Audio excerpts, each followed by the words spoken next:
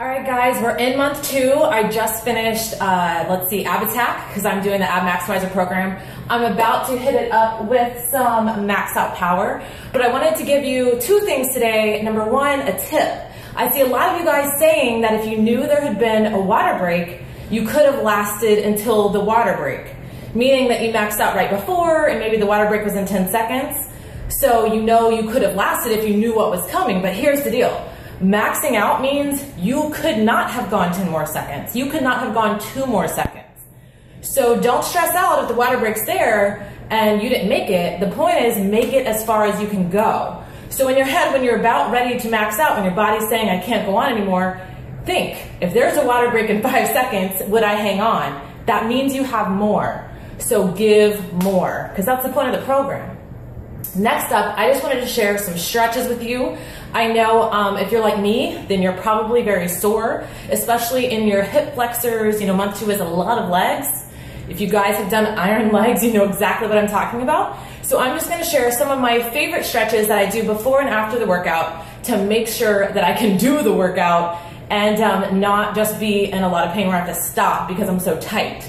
So these are gonna be focusing on my kind of lower back, my hip flexors, my thighs, my quads, all that good stuff. Hamstrings, glutes, you guys know this whole lower body area that we are really working, which I'm sure you're already noticing, it getting stronger and tighter. And since your legs are the biggest muscle in your body, you're probably also more hungry because you're burning more calories, which is good news. So stick with it. Here's my favorite stretches. Definitely be stretching. That's how you're gonna maximize your results, avoid injury, and sleep better.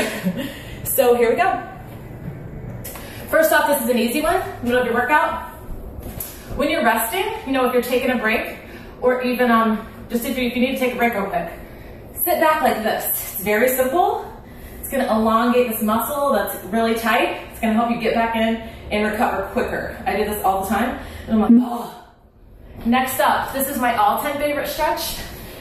You lay down on the ground in a T position, so hopefully you guys can see me. You're gonna lift up one knee and cross it to the opposite side while staying in a T position. And if you want, for an additional stretch, you can look to the opposite side of the where your knee's touching.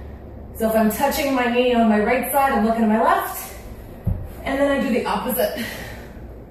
Now I'm gonna hold that, you know, for a couple breaths. I do that stretch all the time, I love it.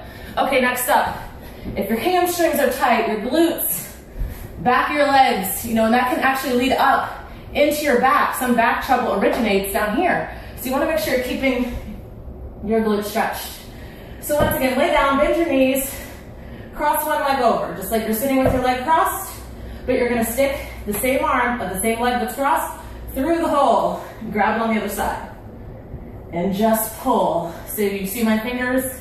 They're intertwined over here and they're just hugging my right leg while my left leg is crossed. If you can't go that far, you can always just go behind your leg instead of, you know, touching your calf. And then same thing, come back down, cross the opposite leg, stick your hand through the hole, and same thing, do that for at least 5 comfortable breaths, pulling a little bit closer each time. Love that stretch. All right, so there's 3 stretches, one more that I love for the hip flexors, because we're working those a lot, is just gonna be this. I got this from P90X3. I'm just holding my leg, short, quick little bursts. 1, 2, 1, 2. I love this one too. So just some extra ones to target those areas that you guys might be struggling with. Just a couple more recommendations. You can get a foam roller. Foam rollers are magical. This is a rumble roller. Just like a foam roller, except you can see it has these nodules to get extra deep. If you don't have a foam roller or a rumble roller, you can use a ball. You can literally just put this on the ground, roll your arms on it, roll the back of your legs while it's on the ground, and it'll press in and loosen up those muscles for you. So anyways, let's finish month 2 strong. Bye guys.